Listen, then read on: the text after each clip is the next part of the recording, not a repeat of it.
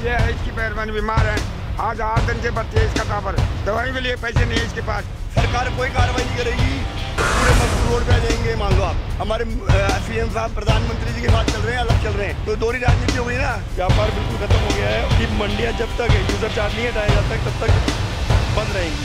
ये एक तरह से बर्बादी है कि यूजर टैक्स हटाए, मंडी को फिर से चालू करो। नमस्कार, चाणक्य न्यूज़ राजस्थान में आपका स्वागत। मैं आपके साथ अश्विनी शर्मा। अभी हम पूर्व डिप्टी सीएम प्रेमचंद बैरवा के आवास पे खड़े हैं। ये व्यापारी संघ के लोग हैं जो यूजर टैक्स लगाने के बाद लेकर काफ़ी आक्रोशित है। इन लोगों ने कल प्रोटेस्ट भी की, लेकिन आज डिप्टी सीएम प्रेमचंद बैरवा को ये उनके आवास पे ज्ञापन देने आए। हमारे साथ व्यापार संघ के अध्यक्ष है, जिनसे भी जानेंगे क्या कुछ आश्वासन दिया कि उस पर कार्रवाई करेंगे। हमारे साथ व्यापारी संघ के अध्यक्ष है, सबसे पहले उनसे सवाल होगा, क्या लगता है कि आपको आज कितना वो लगता है कि आश्वासन है कि कार्रवाई करेंगे डिप्टी सीएम? अभी फिलहाल तो इन्होंने आश्वासन दिया है, आश्वस्त किया है कि इसकी कार्रवाई करके यूज़र टैक्स हटाने के बारे में इन्होंने आश्वस्त किया है कि यूज़र टैक्स हटाया जाएगा।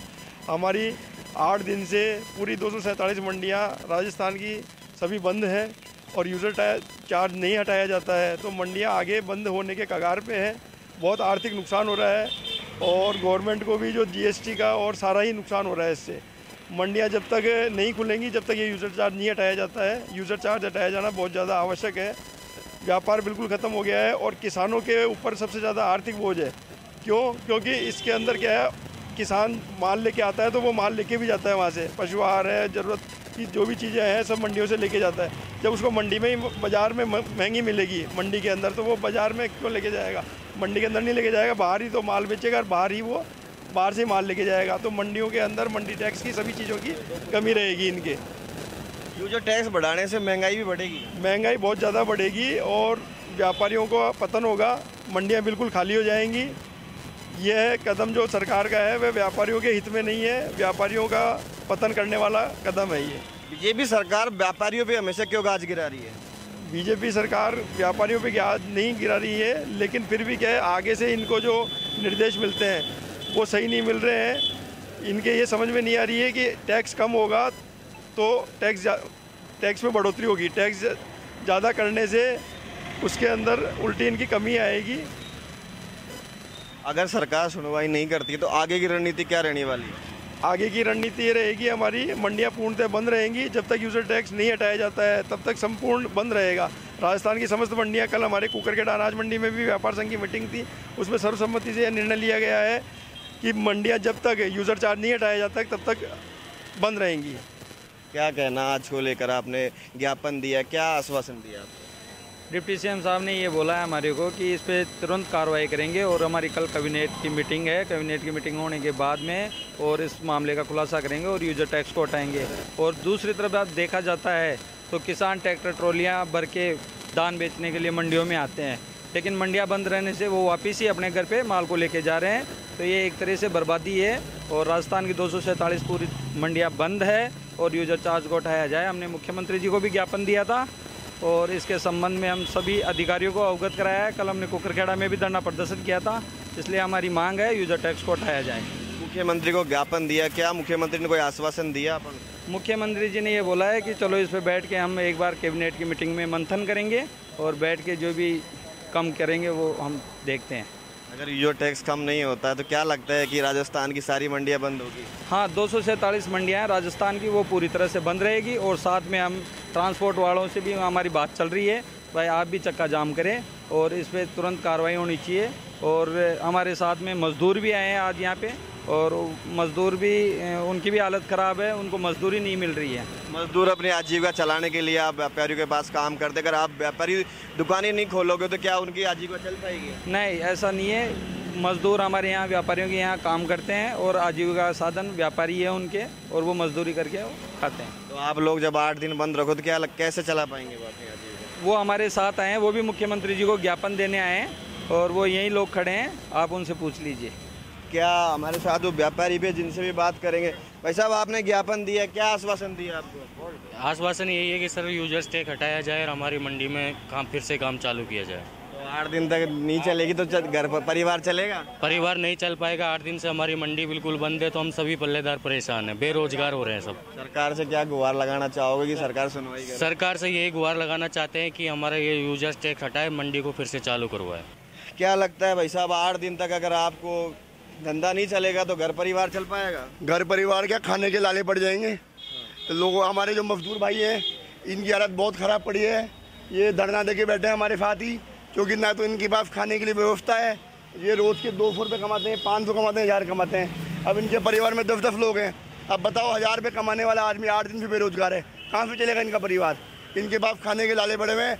हम व्यापारी भाइयों ने मिलके इनके लिए राशन की व्यवस्था की है।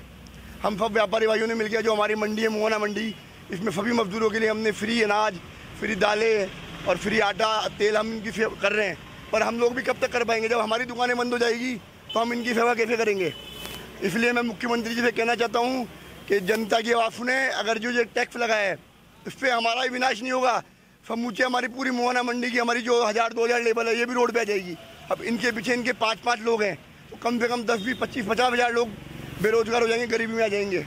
अगर व्यापारी को संख्या लगता है कि मजदूर भी सड़कों पे उतरेंगे, सरकार कार्रवाई नहीं करती है तो? हाँ, बिल्कुल उतरेंगे। मान लो अगर सरकार कोई कार्रवाई नहीं करेगी तो पूरे मजदूर रोड पे आ जाएंगे। मान लो आप रोड पे धरना प्रदर्शन करेंगे और रोड पे ही सोएंगे वहीं टेंट लगा के। अभी तो आपने 8 दिनों का आह्वान किया, क्या आगे भी आगे इसको बढ़ाओगे आप? अगर ये नहीं हुआ तो अनिश्चितकालीन हड़ताल रहेगी, चाहे 15 दिन हो, 20 दिन हो, 1 महीना हो, 2 महीना हो। उसमें तो किसान भी परेशान होंगे। किसान भी भाई साहब, किसान रोज आ रहे हैं ना हमारी मंडी में, ना उनको माल मिल रहा है। रोज ट्रोलियाँ आ रही है, वो वापस जा रही है। किसान भी हमारे पे चिल्ला रहे हैं, भाई साहब खोलो मंडी खोलो। कैसे खोलें बताओ? क्योंकि किसान भी आएगा, लेकिन उसको हम जो माल देंगे, जैसे तेल का पीपा है 2200 रुपये का, अब समझो, अब 2200 रुपये का हमारी मंडी में बिकेगा 2220, बाहर मिलेगा 2200 का।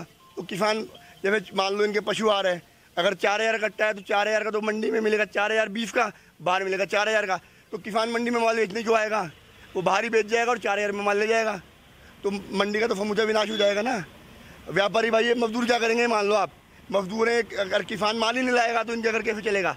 भाजपा सरकार तो किसानों की और गरीबों की बात करती है। सब कहने की सरकार, मोदी गवर्नमेंट ये बोल रही है कि हम GST कम करेंगे और 1 नेशन 1 टैक्स लगाएंगे।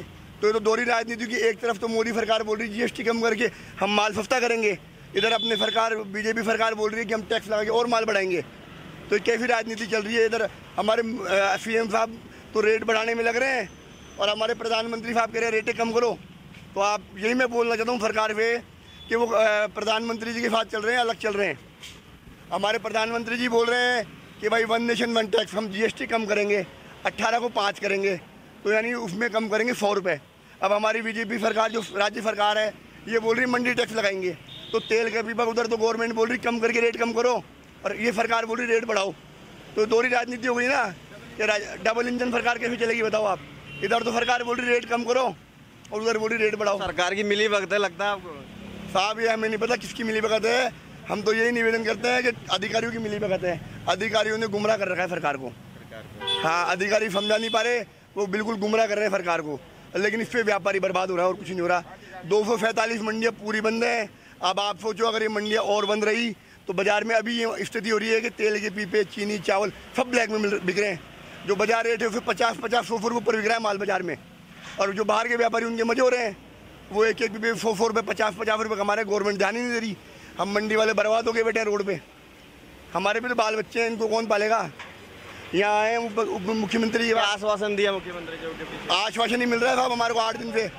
जहाँ भी जाते हैं आश्वासन मिलता है, भाई साहब आपका करेंगे, पर कुछ हो नहीं रहा, हो रहा नहीं है। बस आश्वासन मिलता है, जाते हैं, सब सरकार लॉलीपॉप दे रही है व्यापारियों को, साहब ये करेंगे, पर कुछ हो नहीं रहा। भाजपा सरकार व्यापारियों को हमेशा क्यों नीचे दिखाना चाह रही है? पर सरकार नहीं गिरा रही, जो अधिकारी है ना वो गुमराह कर रहे हैं सरकार को। सरकार को तो क्या पता टैक्स क्या है। बड़े बड़े अधिकारियों ने टैक्स बढ़ा के दे दिया, गवर्नमेंट ने ठप्पे की मोड़ लगा दी। अब गवर्नमेंट को ये नहीं पता इससे क्या होगा। और ये मल्टी टैक्स है। जैसे मंडी में तेल का भी पाया वो 2000 का है, या चीनी आई वो 2000 की 20 पड़ेगी। फिर अगर हम कुकड़ा बेचेंगे तो वहाँ अलग टैक्स लगेगा 2040। फिर वो सूरज पोल जाएगा तो 2060 का। अब 2000 का पीपा अगर 2060 का हो जाएगा मंडी में जाने के बाद, तो आम उपभोक्ता में कितना इसका वो पड़ेगा दुष्परिणाम। मतलब 2000 का माल 2060 में बिकेगा टैक्स पे। तो कहीं ना कहीं कहने का मतलब आपका ये कि इससे महंगाई बढ़ेगी? महंगाई बहुत चरम पे पहुंच जाएगी। एक जो भी आइटम है 15% महंगाई बढ़ जाएगी। अब एक तरफ मोदी सरकार बोल रही है कि यहाँ पे तेल पे हर चीज़ों पे स्वदेशी अपनाओ, तो कैसे होगा ऐसे बताओ आप, कि जब गवर्नमेंट खुद ही महंगाई बढ़ाने में लग रही है तो फिर उसका आगे क्या होगा। एक तरफ गवर्नमेंट कहती है महंगाई कम करो और दूसरी तरफ टैक्स लगा के पर महंगाई बढ़ा रही है, तो व्यापारी क्या करेगा। और फिर अगर ये गवर्नमेंट टैक्स लगा देगी तो मजबूरन मंडियाँ खाली करनी पड़ेगी हमारे को। तो जो गवर्नमेंट को आज टैक्स मिल रहा है वो बिल्कुल ख़त्म हो जाएगा, जो भी आमदनी आ रही है ना वो बिल्कुल ही ख़त्म हो जाएगी, क्योंकि व्यापारी इस टैक्स का तो मंडी में काम नहीं कर सकता। ये मान लो अगर हमारी मंडी में 500 दुकानें हैं ना तो 4 खाली हो जाएगी फिर। लेकिन इनका देखो, अब इनका क्या होगा ये बताएंगे, इनका क्या होगा, ये भी रोड पे आएंगे हमारे। आप क्या क्या होगा, दुकानें बंद हो जाएगी, दुकानें बंद हो जाएंगी तो हम रोड पे आ जाएंगे, आगे पब्लिक को पूरी को बेली कर लेंगे और हाय अल्लाह करेंगे।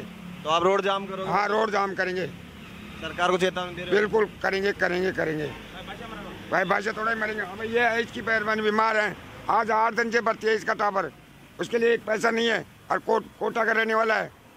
तो सरकार ने तो योजना काम चलेगा इसका, अस्पताल में जब मजदूरी नहीं चलेगी तो ये काम कैसे चलाएगा। मंडी बंद है तो ये पैसे कहाँ से देगा बाल बच्चों के लिए, खाने के लिए, दवाइयों के लिए पैसे नहीं है इसके पास, इससे बात करो। क्या भाई साहब आपकी घरवाली भी बीमार है क्या? सही है, तो पैसा नहीं है आपके पास? नहीं है, सरकार ने तो फ्री इलाज करा रखा है, तो सरकार ने तो फ्री इलाज करा रखा है। धक्के खा के वापस आ जाते हैं यहाँ, तो कोई इलाज काम धंधा चल रहा नहीं है, चल नहीं रहा, कैसे जाएंगे। तो कहीं ना कहीं मजदूरों में और व्यापारियों में जो आक्रोश है वो देखा जा रहा है। उन्होंने ये भी ऐलान किया अगर सरकार उनकी सुनवाई नहीं करती है तो आगे इस आंदोलन को भयानक करेंगे, सड़कों पे उतरेंगे और इस आंदोलन के तहत सरकार को चेतावना चाहते हैं कि सरकार उनकी मांगों को पूरी करे, जिससे ये व्यापारी और मजदूर अपना घर परिवार चला सके। मेरे सहयोगी कैमरामैन लोकेश मीणा के साथ मैं सुनील शर्मा, जयपुर। बच्चों के भविष्य से खिलवाड़, ग्रामीण क्षेत्र में गुम विकास, न्यायिक क्रिया में भेदभाव, दबी हुई गरीबों की आवाज पर अब होगी